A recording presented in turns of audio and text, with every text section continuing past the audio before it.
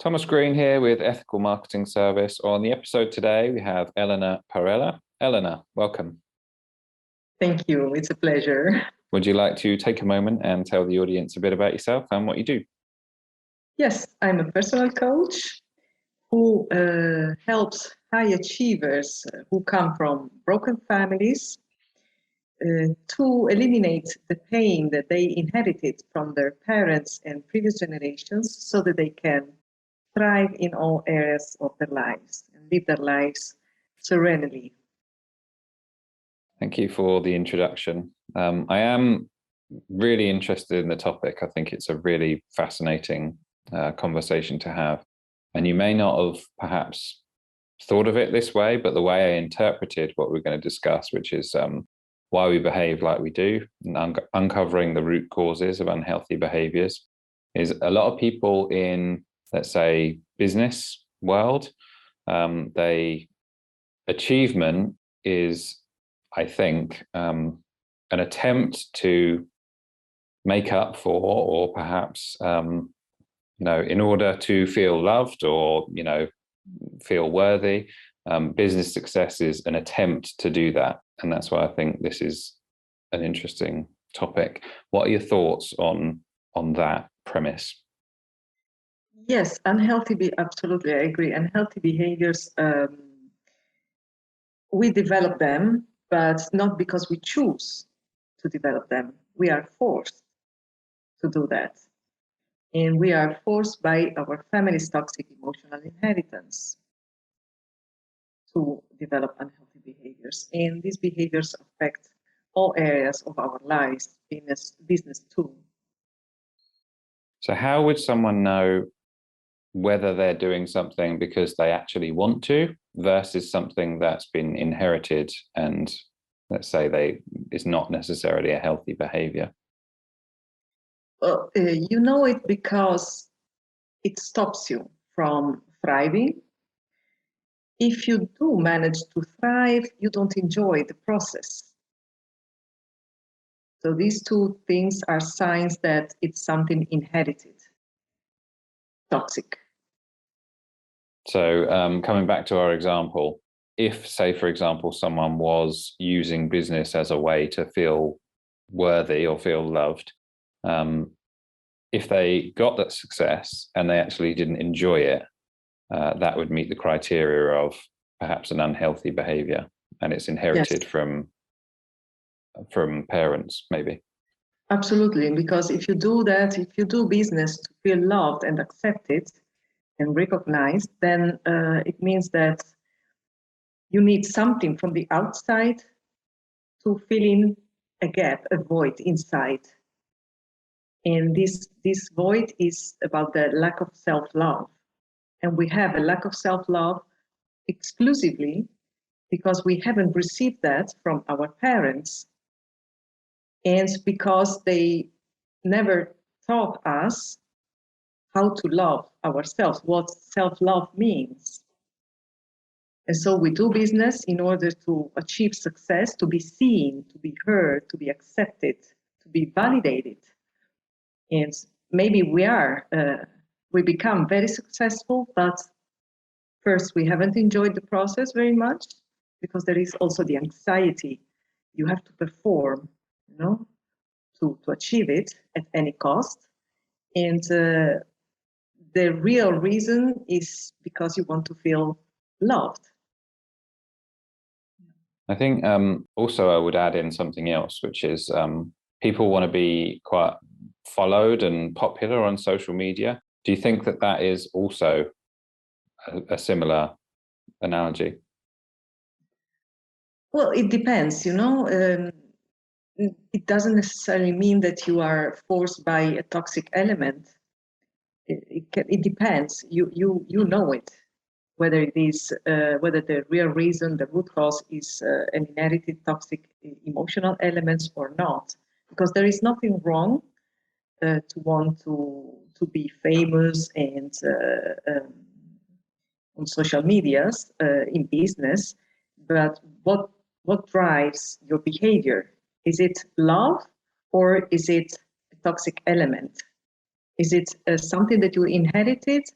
Is it something yours? Because we have also toxic pain inside of our hearts. So if you can discern these, then you know the answer. If someone was to say to you, I'm not really too sure what drives my behavior, what do you say to them? You can easily understand it, actually, because if you experience fatigue, if you experience anxiety often, if you experience an internal discomfort while you are in the process of achieving your goal, if you are fail many times, then it means it's a sign that you have inside something toxic that is forcing you to behave that way. And you can understand what it is by taking the time to reflect on yourself. Just pause and stay with the feeling, stay with the emotion, and ask yourself, am I doing this because it's my depression, it's my anxiety, it's an internal discomfort that is making me, that is driving me in this way, that is choosing for me, or is it me? And then you can understand it. There's another thing that I wanted to talk to you about, which is the good, the bad, and the ugly, and how to understand our emotions and gain mastery over our behaviors. And this ties into perhaps what the solution might be. So if someone was to say, I think that I might be doing this for the wrong reason, what do you say to them? Well, if you're doing something for the wrong reason, you can reverse it. You can understand what is the real reason why you are doing it, and eliminate it. Yeah, you can eliminate the root cause, and then you have to question everything what you are doing. Is it what you really want or not? I would struggle, I suppose, in knowing whether or not I was doing something for the right reasons or not. Have you got anything to add there? Because I once you start, like, root causes, I find personally are quite difficult to dig out, for lack of a better term. Have you got any thoughts around that? Well, for example, I know many people who, especially here in Italy, who attend college choosing for a specialization that is not what they really would like to do, but they do it because they want to please their parents. Especially in my time, it was like that. You chose not because you were passionate about it, but because your family put you on that path. And so they didn't really enjoyed the process, and they ended up doing something else. It didn't fulfill them. I suppose the flip side of that would be there's that quote of if you do something you love, you never work a day in your life. And in terms of how to understand your emotions and behaviors, would you like to elaborate there?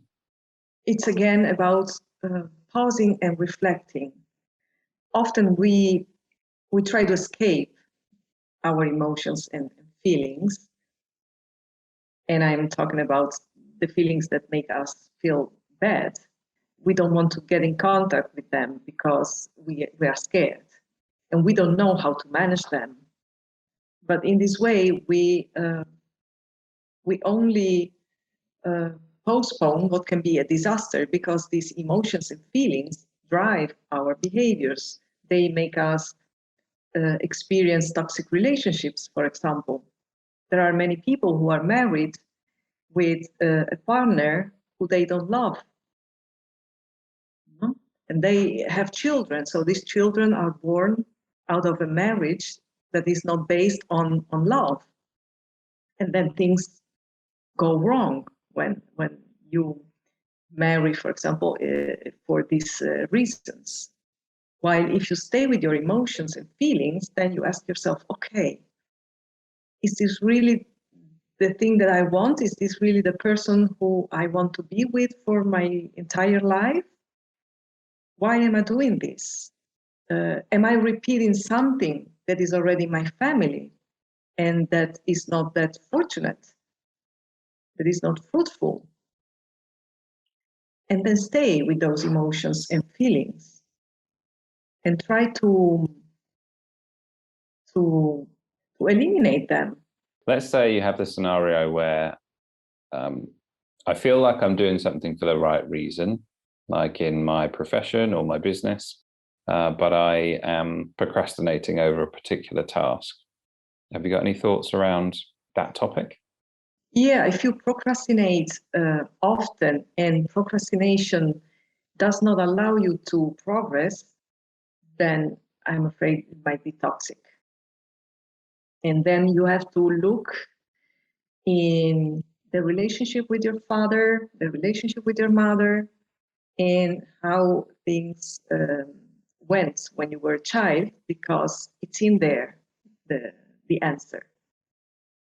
And let's say you find something which perhaps might be classified as toxic. What do you do then?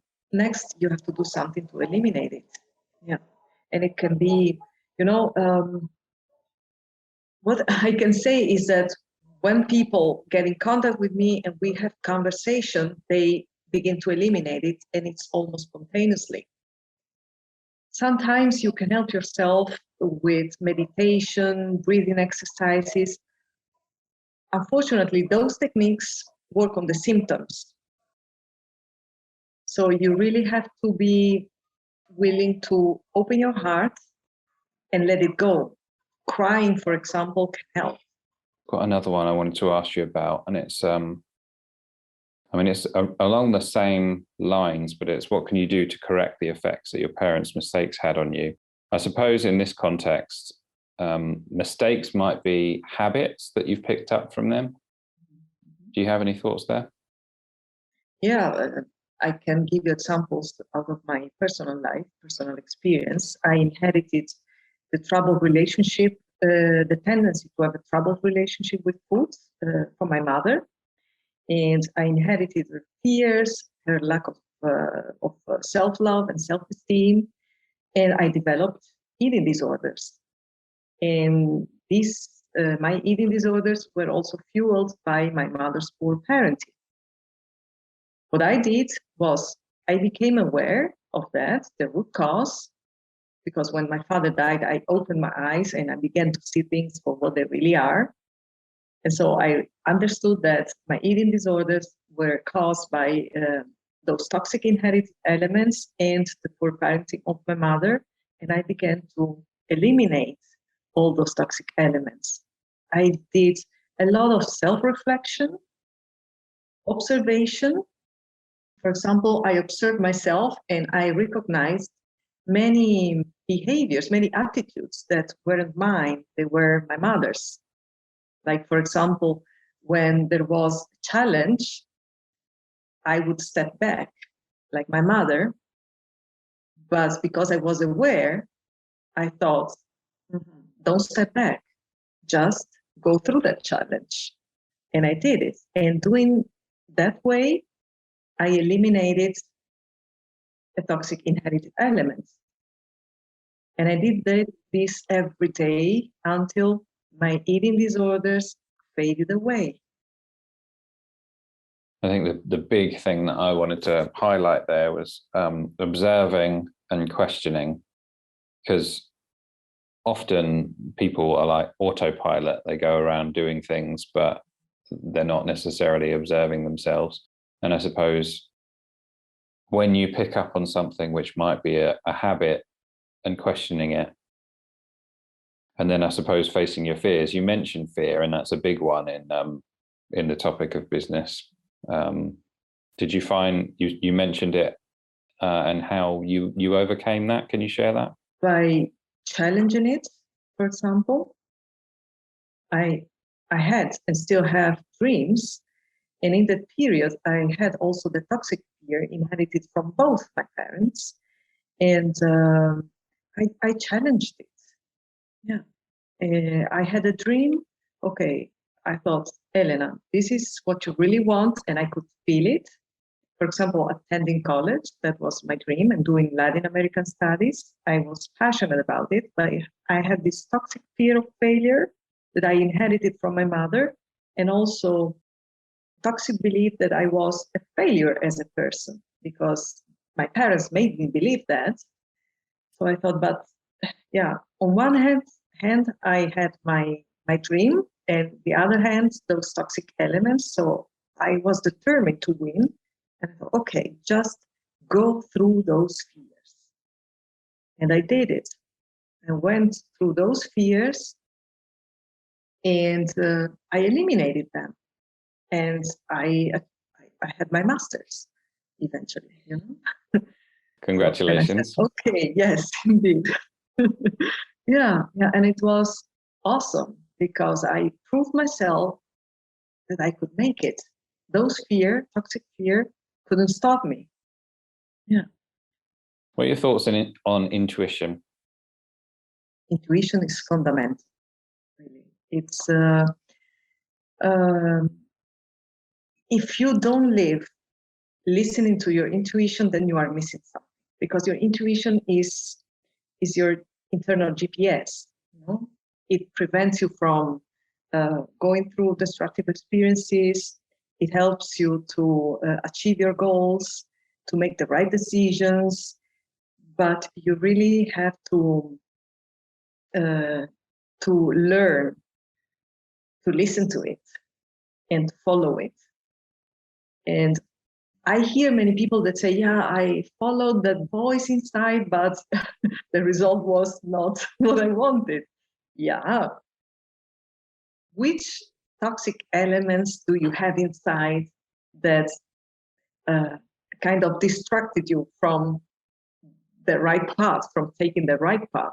Because we don't have only our intuition inside. Our intuition is there, but it is clouded by those toxic elements.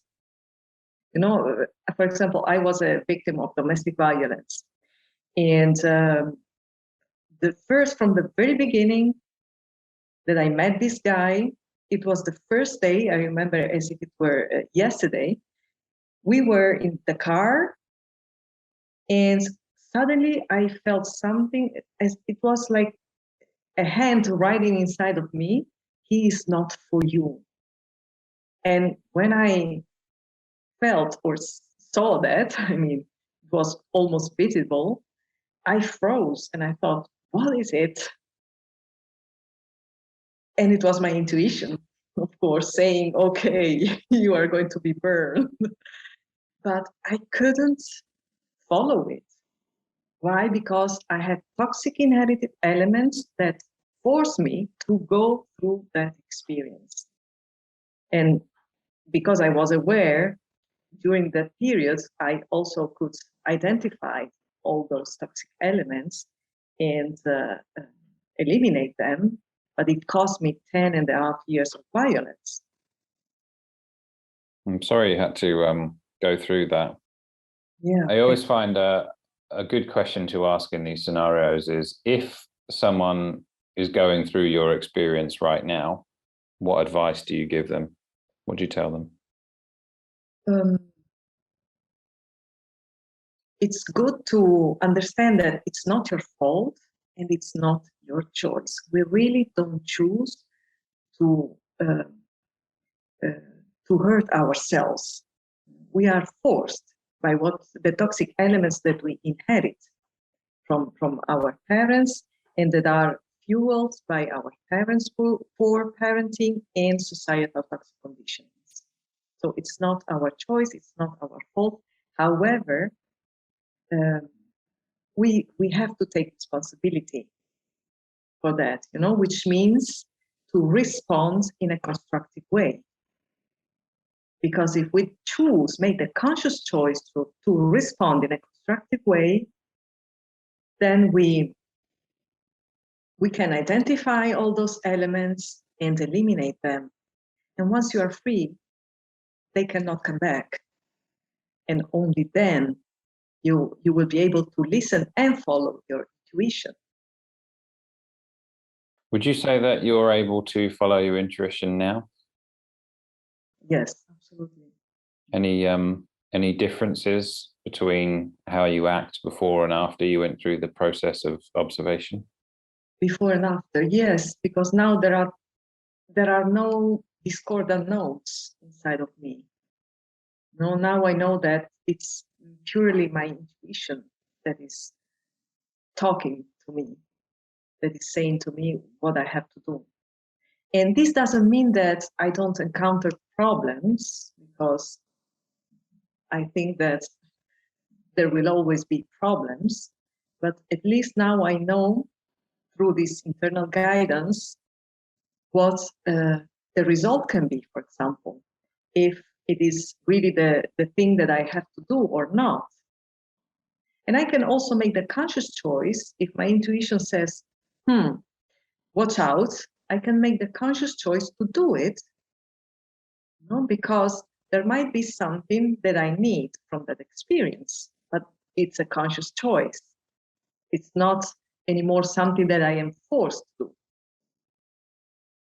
And I have also another good experience. Well, it's not my personal, but my father's experience, for example. He was a very successful businessman, but he had so many unresolved childhood issues that eventually he lost everything.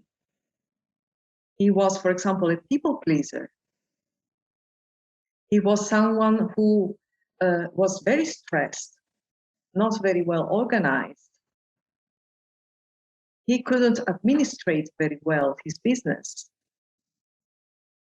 And so he surrounded himself by the wrong people. And in this way, eventually he lost everything, because he didn't put enough love into his business, simply because he was full of these toxic elements, and he was totally unaware of that. And it was a disaster for the whole family, of course, when he died. You mentioned being a people pleaser. I think there's some element of confidence in there. Do you have any approaches to dealing with that issue? Yes, it is. If you please people often, it means that it's toxic. It means that you have an internal toxic need for approval. You really want to be seen by people. And this is why you please them. It's not because you love them. It's because you want to be loved. And just reflect on yourself and try to observe the impulse that force you to please people. And once you can catch the impulse, pause. And what helped me a lot was to reparent myself also. So when you feel such impulses, try to think of yourself when you were a child, and become the parent that you needed when you were little, when you were a kid. So what would you give and say to yourself when you feel the impulse that is coming from the need to be seen? Try to see yourself instead to want it to be seen. And try to understand what that means to be seen for you. It's great advice. I've had a similar thing in the sense that, like, what advice would you give to like a close friend or something? But I can see how seeing yourself, reparenting yourself, as you said, is going to be really beneficial and probably produce more consistent behavior going forward. You've mentioned self-love a couple of times. How would someone go about practicing that? First of all, to rethink of love, because understand that we think that we love ourselves, but we don't. And this is, at least for me, quite obvious. If I look around me in the world, it's obvious that we don't love ourselves. So think of love as an energy that fuels your will to help yourself and others grow. And activate this energy inside of you. and use it in order to help yourself grow. This is self-love. Have you found that how has it affected yourself? It changed everything, really, because I mean, I have become my own mother and my own father, and it's amazing because I will never know what it means to have parents in the traditional meaning of the words. So I really had to reparent myself and become my own parents, and that's fantastic. And it gave me so much warmth, support, help. I know that no matter what, I can always count on myself. This is really the most beautiful thing that we can do for ourselves. That no matter what, you can count on yourself. You are the center of everything in your life. And when you live your life from this elevated position, internal elevated position, then nothing can stop you. Even when you fail, you accept it and move on, because it will be a failure that is not driven by your family's toxic emotional inheritance. And in this case, it's a failure that you can learn from, and then you move on. You don't stay attached to it. And learning to really love myself meant also that I am free from addictions. You know, I was addicted to food, addicted to smoking, shopping. It was a disaster. And now I am completely free, and I am not tempted by anything outside of me. If you really love yourself, it means also that you are not, that things outside yourself won't influence you anymore. For example, we are very influenced by TV, newspaper, dogmas, anything. It's that it is outside of ourselves, try to make us feel, think, and behave in ways that are not aligned with who we really are. While if you really learn to love yourself, you don't have that anymore. You're really, really free. And you choose how to feel, what to think, and how to behave. Things like going to the supermarket, there is nothing outside that is calling you to, buy me, have me, take me. No, it's you who feels from the inside, okay, this is good for me. And so with everything. Is there anything that you still do require work on, require some repetition on, if you like? For myself, well, I am free from the domestic violence since 3 years, and it happened last year that I healed emotionally. And now I am on my way to relaunch my business. And so this is what I am now working at. Yeah. And what does that look like? What's your business? My life coaching practice, Tidu, it is growing. Yeah, it is growing. Now I am attracting the right people, the right situations.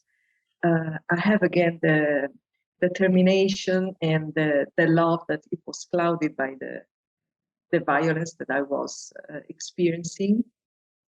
And it feels good, finally. So I would imagine your ideal client, if you will, your prospect, is perhaps going through something similar to what you were, and you helped them get through that. Is that right? It can be, although I don't cure eating disorders or help people going through domestic violence, throughout domestic violence, because sometimes there are also psychiatric problems behind those situations, and this is not what I specialize in. If they are ready and there is no such a problem behind those situations, then yes. But I focus on high achievers. So it doesn't necessarily mean that they are going through those experiences. It can be people who suffer from anxiety, who are not happy, feel discomfort, who are aware that they are in a toxic relationship, or the people who are not satisfied in their business, leaders, for example, that are insecure, that have difficulties in aligning with their team members, people who are aware that they have inherited pain and they don't want to relive their parents' lives, their parents' pain, although they love them very much, but they really would like to move forward without this weight on the shoulder. And they are my people, my clients are high achievers. Yeah, people who are determined, who are not afraid to question everything that was taught to them by family and society, because questioning everything is one of the first steps to freedom. If you don't question anything, I'm sorry, then you will be caged your whole life. But if you begin to question everything, then you will discover that there are many, many things that you have believed in and that are not true. And are those things that are keeping you chained in a life that is not your life, but is a repetition of someone that came before you in your family. Have you got any case studies that you're particularly proud of, should we say? Well, there are, yes. For example, now I'm coaching one of my current clients is a teenager, and she come from a toxic environment, and she inherited a lot of toxicity from both her parents, especially from her father. And she didn't understand why she was feeling depressed. She didn't want to go to school anymore. She almost lost a year. Well, officially she did it, but eventually the professor decided to support her and accepted her again, because during the sessions she felt kind of shaken and was willing to return to school. So for me, this was a very big achievement for her, actually. And the fact that she's feeling better, she suffers also from anxiety, and it is becoming less every day. So she's feeling alive again, because she was sleeping almost the whole day. Another client, years ago, he had a bad relationship with his children. He's also an high achiever. And he was very thankful, because he said, thanks to you, I could reunite with my children. Because I suggested him, just go to them and say to them, forgive me. Forgive me, I couldn't be a good father, forgive me. And just by saying this to your children, it opens the door to a beautiful relationship. So he did it, and yeah, now they are like friends, so it's fantastic. Another one, she was in a very toxic relationship and with no job, and she was in a very bad situation. And after a year, she managed very spontaneously to create the circumstances for her partner to leave without she doing any effort. That was amazing. And she found also a job. She wasn't actively looking for it, but she was registered in some organizations. And one day they called her offering a job. And she was very happy, because she said, oh, this is because of you. I said, no, it's you. The only thing that I do, I conversate with you. I have a dialogue with you, and I hold the space for you so that you can expand. This is what creates the safeness, a safe environment for the person to begin to see and eliminate all those toxic elements, and at the same time expand who you really are, because you have to grow, you have to give yourself the space. Thank you for that. I got one more that I wanted to ask you, but feel free if you've already covered it, because you've covered a lot of good stuff. It's how can we turn self-doubt into a power source of personal and professional growth? Thoughts there? Yeah, self-doubt. First, understand if it is a toxic self-doubt or not. If it is preventing you from thriving, it is a toxic self-doubt, because you do it often and you are not moving forward. You are not accomplishing with your goals. And in this case, you have to eliminate the root cause.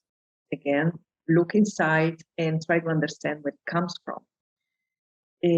Self-doubt, the healthy self-doubt, you can turn it into something positive, because when you begin to have those thoughts, self-doubt, then it helps you understand better what decision you have to make. It helps you reflect. So don't be scared of self-doubt. Just embrace it, sit down and reflect of what you have to do, and if it is the right choice, and try to understand the advantages and disadvantages. It's something very healthy. It's a tool that helps reflect you and take the right decision. Sounds very mindful. Would you say you practice mindfulness? No, because mindfulness is, in my opinion, does not help, because everything comes from our heart. Our mind actually does what our heart says. So if you think that you have to control your thoughts, to guide your thoughts, no, it's your heart. It's the energy in your heart that you have to become aware of. Okay. And not, we are all heart-centered. What you have to make sure, if you want that your mind respond in a constructive way, so that your mind then gives the instruction to your body to act in a healthy way, then make sure that your heart becomes pure by eliminating all those toxic elements. Once your heart is pure, then it will send healthy messages to your mind, and then your mind will send healthy messages to your body. And so the result will be positive. Yeah. What are your goals, Elena? My goals are, help people become, I should say, evolve into new human beings, because we really need a new generation of people who can create a new paradigm in their lives and in their own environment. And these people are people who are free to choose how to feel, what to think, and how to behave, free from toxic conditionings, whether they are family's toxic conditionings or societal toxic conditionings. Well, for me, I really think that the principle around reparenting yourself is a really good one. I'm going to take that away and use that. So thank you for that. Have you got any closing thoughts? Closing thoughts. I would say we are going through a major transformation that it might be induced. So try to pay attention not only to what happens outside of you, but especially of what happens inside of you. And reflect on yourself. And if you want to understand yourself better, know that you can. Just take the time to do it. And if people would like some help, a life coach, where do they find you? They can find me on LinkedIn, on Facebook, on YouTube, Clubhouse, and they can visit my website, sentido.com. Elena, thank you very much. Thank you. It was a pleasure.